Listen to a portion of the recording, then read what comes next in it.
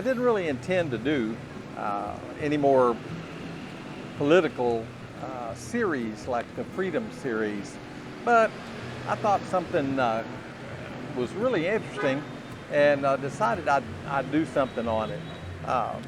Basically, what I'm going to propose is that the framers of our Constitution, sometimes called the Founding Fathers or the Framers, set us up for failure. And we're going to go into how it happened and what the result was.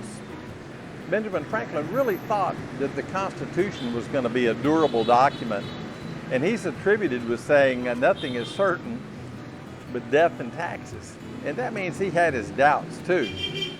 The framers of the Constitution are names that some of you will be familiar with if you went to school in the 80s or 90s. It's Washington, Madison, George Mason, Roger Sherman, Patterson, James Wilson. All these guys were the primary people that wrote the Constitution. Of course, there was also the Federalist Papers, which were a big influence on how the Constitution actually turned out. However, as much intellect and common sense as these guys had, they had a deficiency. The deficiency was going to be impossible to overcome. The Founding Fathers or the Framers weren't futurists. They couldn't predict the future and really had a hard time even conceiving of it.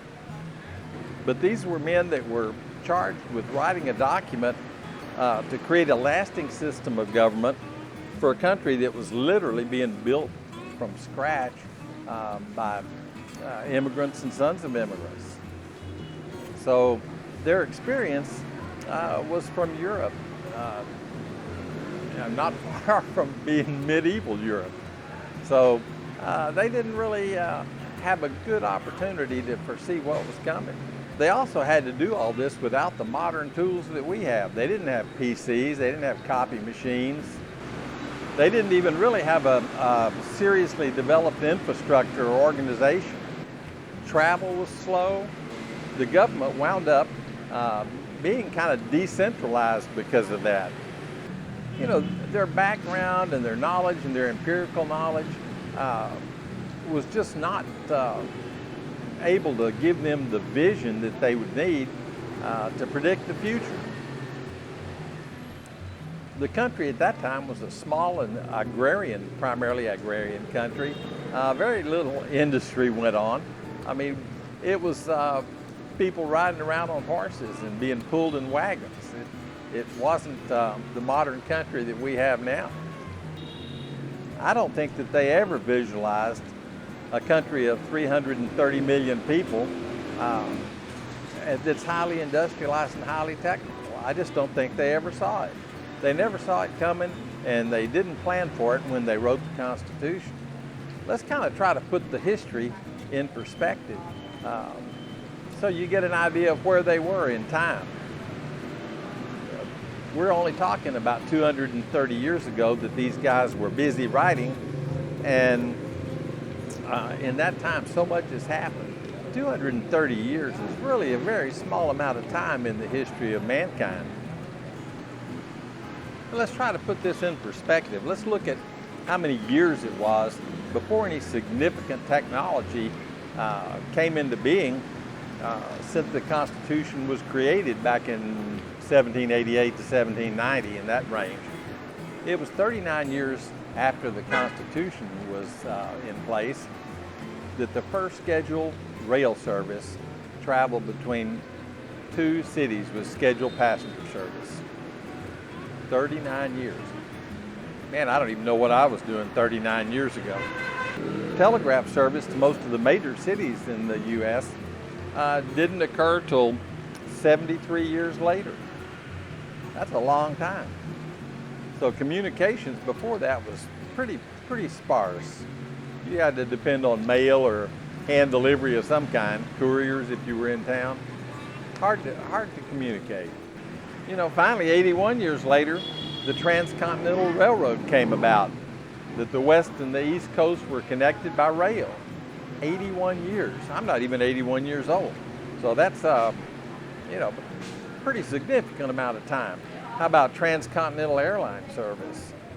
1936, 1939 opened up Asia and Europe to air travel.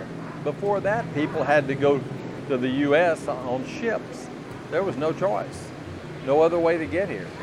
So immigrants coming here to live and people traveling here on business had to come by ship, and that took a long time. It was not fast.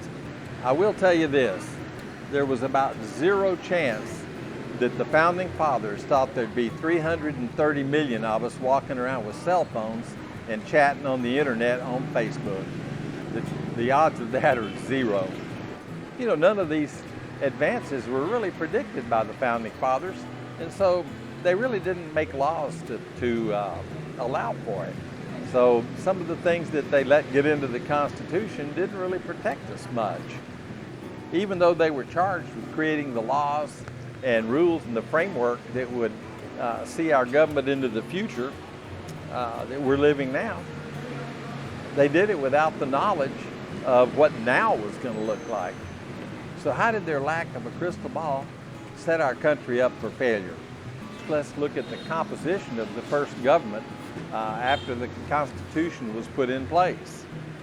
At that time, there were 22 senators, 59 congressmen, president, vice president, all elected, about 4,000 federal employees. That's it. This didn't include the military. The current federal government has 542 elected officials. But look at the growth of the federal workforce. We have about 4,000 appointed now, and 2.1 million federal employees, not counting the military. That's a huge number. That also doesn't count the state governments. The difference in scale would be unimaginable to the founding fathers. Like I said before, 240 years isn't much time in the scale of mankind. We've been on Earth a long time. 240 years, things changed a lot. Probably changed more than they ever changed in that period of time in history.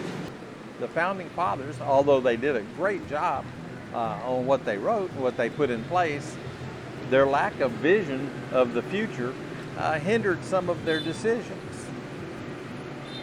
In part 2, I'm going to discuss unforeseen changes, advancements and developments, and rapid advancement in technology and how it changed the country. In part 2, you'll find out where you stand as a citizen and find out if you're really represented by your government. I hope I can cover all this in 2 parts. It may take 3. I don't want to make them so long that it gets boring. Politics kind of gets boring to me anyway. So let's try to keep it short and keep it interesting. You know, I know I'm not supposed to be making videos about U.S. politics. My show's about Vietnam and the expat in Vietnam, living here. But I have a vantage point that's kind of interesting. I haven't been in the U.S. in 15 years, and from my observation point, I can see all the news and everything that goes on in the U.S., but I see it from a different perspective because I'm not living there anymore. I don't have to live it, I just watch it. If you got anything out of this video, I hope you'll set the notification bell so that you can see the part 2 and probably part 3 of this video.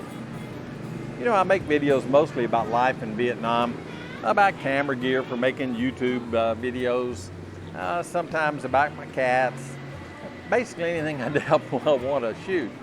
But this one really touched home with me, and I really wanted to figure out what was going on in the U.S. and how it happened and how our Constitution let it happen. So I hope you'll stick with me on this one. This is JR, the expat in Saigon, saying thank y'all for watching, and I hope to see you at part 2.